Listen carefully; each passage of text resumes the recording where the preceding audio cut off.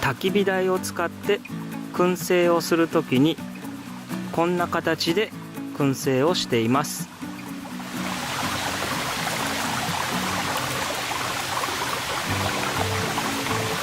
薪の上にこういったアルミホイルでパウチを作って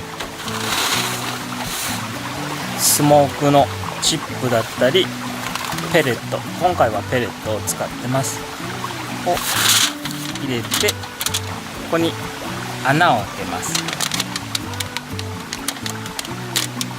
でこの穴を開けたものを置いて、網、アルミホイルで作った蓋です。